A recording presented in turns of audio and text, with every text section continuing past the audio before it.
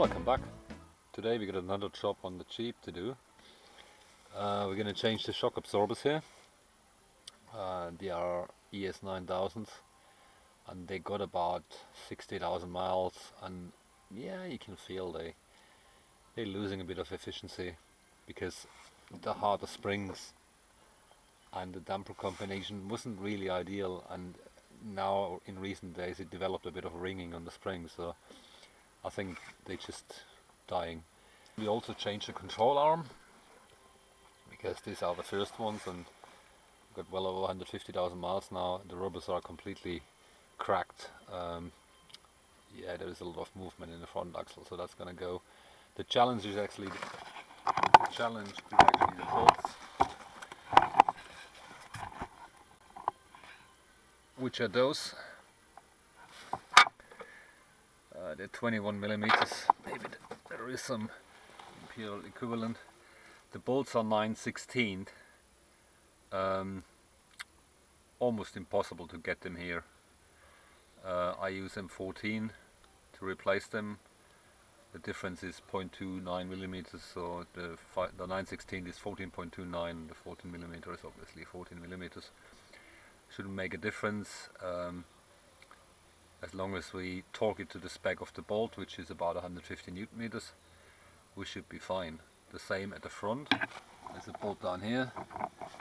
So the arm itself is an easy job. The problem is the rear bolt. The nut is okay, I can get them out, but the bolt itself is frozen into the bushing. I tried everything and it's not going to move, so I think that's going to be a job for the plasma cutter. We just cut the bolt head off and the remaining end of the bolt here, and then just cut it off. I think the front one is moving, but the rear one doesn't. So that's the plan, but most importantly we're going to do shocks. Pretty easy, no need to mess with the springs. You got the two bolts here and you got the center pin at the top, which I'll show later. And then just take it out, replace it. I got the Monroe sensor tracks because I had good experience with them in the past in other vehicles, so I'll give them a try. They're not extremely long, so what we do is at the top pin we put a bushing underneath to get a little bit, because the stud is quite long for the Jeep, so there's a lot of excessive thread at the top. So what we could do, we're going to put a bushing here to keep the shock a bit more compressed, so that gives us the travel we need. It's not super critical, we got enough travel at the front, and with the hard springs it doesn't move a lot anyway. I got about 1 inch lift at the front with these springs and isolator combinations here. These are Grand Cherokee springs, which are designed for the V8 engine and having the i6 engine, which is a bit lighter. That's why I got a little bit of lift out of them. Alright, let's get to the top of it. Being a right-hand drive, everything is a bit cluttered here, but essentially that's, I don't know if it's visible, but that's where the stud of the shock absorber comes, and there's just a nut on top of it. Just take that nut out and then you can pull it out. Pretty easy, usually works quite well. It's the second time I do them. And before we put it, we compare the length just to make sure we're on the right plane here. Alright, let's do that. So here you get the new bolts in 14, lock nuts, washer. I couldn't find any flange nuts, so we lose lock nuts and washers. If you fit them, these holes go to the inside of the vehicle. Don't know why, they look symmetric, but that's what it is. The holes are on the inside, and when they're new, they got a fancy ring. I bought the whole lot. You can buy the bushing separately, but my arms are 160,000 miles almost, so why going through the hassle of removing the bushings and put new ones in? if you can get these whole arms for about a 10 or more, there's no point. We're using an old part which has seen some wear, tear and dings and dents and rust. Let's go for a new one. Anyway, as expected, nuts came off easily.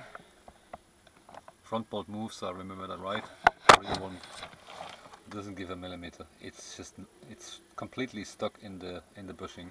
The third method is, at least on the inside where the head of the bolt is, just using a plasma cutter, and then just spread the whole thing a little bit and just dang it out. Maybe I do this side with an angle grinder. Not entirely sure if that works, we'll see. I need to think about it. But that's the challenge. So here we go, the other side of the sucker. Sorry, there's some sun in the background. It doesn't move. I tried to move the arm because I bend it down, but it's not even moving here in that. So we're gonna take the plasma cutter and just cut it off. Or cut the head off. Maybe it makes it enough to move it. It's a bit tedious because you can't really get there or see there. But we'll give it a try. So we got the head off on the other side. Just cut it off. Well, now we can just pull it out with some washers underneath and probably some distance later. Because if I just cut it off on this side, I may not get it out because the remains of the bolt is still there, and you need to spread the whole thing. It's a pain in the neck. It moves slowly, but it moves. So I'm gonna pump that thing out slowly. Yeah, it's moving. And I'm about 15 millimeter in now. So yeah, it's a bit tedious, but we're gonna get there. Here we got the sucker. I just put some extensions underneath until it pulled out fully.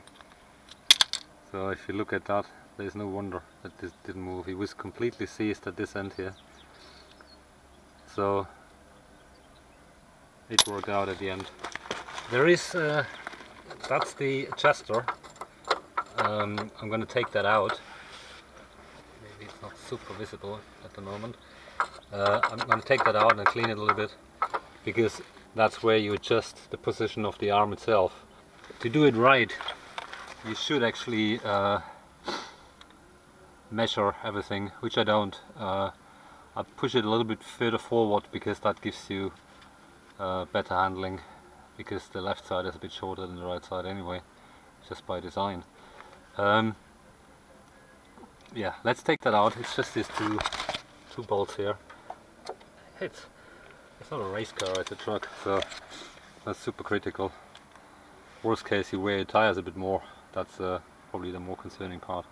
Alright, let's take that thing off and clean it. So we got the nuts and bolts out from the damper, top one as well, and all you do is push it up. It goes a bit hard, and then just let it down, pull it, and here we go. That's your damper, because you can easily compress them if you do it slow. They're still okay, but they feel a bit rough. Okay, let's check the length compared to the other ones, and give that stuff a bit of a clean here, and then we'll fit the new ones. So I get everything prepped. We need to paint that one. These are the shims which are going behind, which are basically setting the distance. I'm gonna make a lightly thicker one. Because of the lift, everything is a bit out of alignment, so I'll make one which is double as thick, but not today. We just fitted with that one, and they just slip in from the bottom. So this thing is pulling back with these bolts here. They're actually M8 metric, 13 millimeters, and strange because these are 9/16. I think it's UNC, or for UNF it's a bit too coarse. I don't know what it is. Maybe, whatever. I replaced them by metric M14, which do fit. At the front, I think we reused the old one because it looks very good. Because there is no retainer, so you could actually dangle in the hole a little bit. And the flange bolt and flange nut helps a little bit to get more pressure distributed on the surface. Anyway, let that cure a little bit, just put some paint on. That's actually zinc paint, hard to get nowadays, but every now and then it turns up. Anyway, let's get the other shock absorber and see how long they are. So new shock absorbers usually come contracted. They come with some mounting hardware, which is good. To get that one off, normally you just push it. Sometimes, yeah. You're going to compress it a little bit, and then just get that thing out. Yeah, get out of here. So it's just, in the old days this was metal, but nowadays everything is plastic. So what we see here is we're the same at the bottom. We probably need about, well, just a nut length plus the hardware to get the same length as the ES9000s, which is good.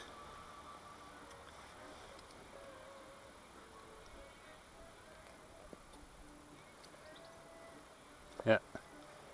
So I'm equal at the bottom, and here you can see we're missing about make that 5 millimeters or so. So we just put a spacer in between and then just mount it. See how the mounting hardware looks. The rubber is a bit thicker. They come with these cup washers, the rubbers, and hopefully a nut. Yeah, nut comes with it. So here's the nut. It's usually some weird thread. So that rubber is a little bit thicker, but not much. So let's see where we are. Yeah, I put a spacer underneath. I get a little bit more. Alright, let's fit those. So, sit in, we use new bolts here, and what you do, you just put it up here and then you just compress it. That should be enough. And then just put new bolts in. Put the rubber and the washer at the top, make sure this is actually in center, which is not right now. And also put a second nut on top, because there was a time, I think there was a video somewhere I made, where I lost, I know it's hard to see, where I lost that nut. So the damper was rattling around, and the top is just rubber, washer, nut. And I think there are lock nuts here. Don't know what that is. It's not a normal M10, it's something else.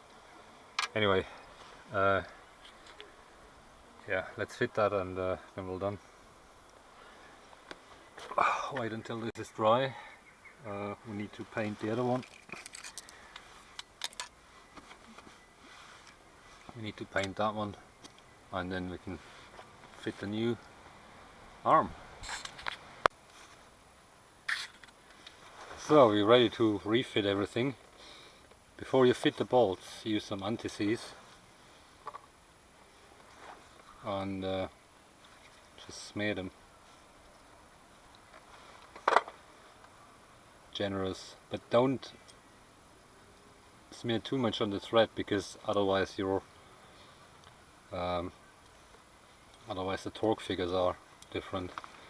So also the bushings,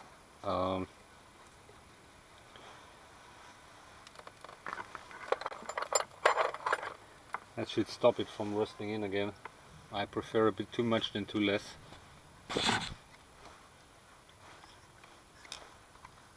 Because you don't want to rust them in again, because it's such a pain.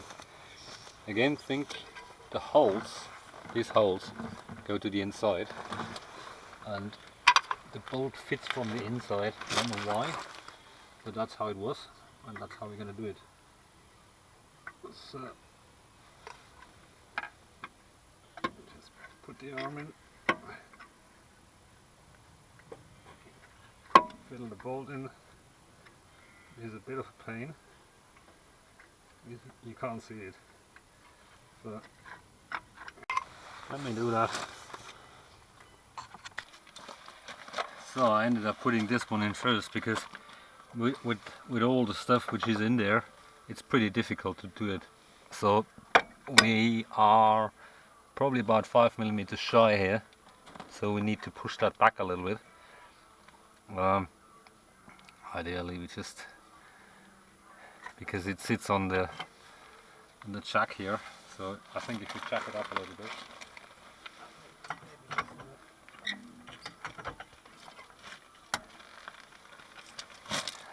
Gain a little bit of length here, still not enough. We need to go a little bit further back.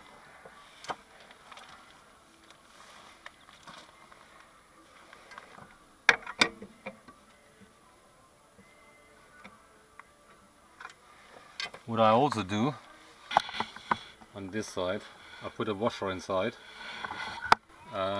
just to gain a little bit more distance to the tire.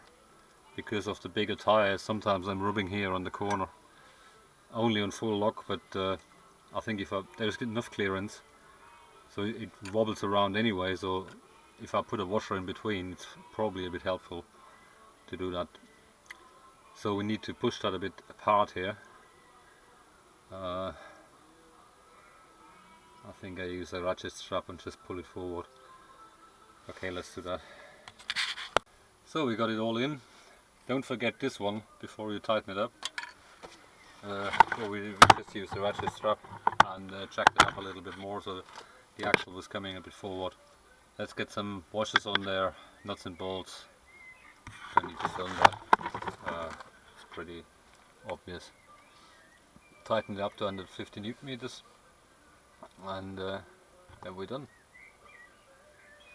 Got new hardware in the shock absorber, and we're almost done. Before you tighten the bolts, this one and this one, make sure the car comes down level, so the control arm is in normal position, because otherwise you're bending the rubbers if it's jacked up, because they don't rotate. So make sure everything comes down, then tighten the bolts. Ideally you do it when it's on the wheels. I have it on a jack stand here, so the weight is completely on the axle. That makes it almost level here, or that makes it almost as it should be in normal operation, because that takes the strain out of the bushings. Very important, otherwise you trash your bushings within a few miles. So we're done. We torqued the front one. The rear one I torqued that when the vehicle is on the floor. I can actually get there. Just need a long extension. M14 is 22 millimeters. The old ones are 21, or I think it's 13, 16. The spanner is original. Just to have less strain. Make sure you got the spacer in, and obviously the nuts tightened so it doesn't fall out, so everything is back to where it was. If the arm is a bit longer or a bit shorter, that's life. There's nothing you can do. Again, I'm planning to push that a little bit forward anyway. Alright, put the wheel back on, put it on the floor. Don't need to film that. That's boring stuff. Alright, job done. Thanks for watching. Thanks for subscribing. Until next time.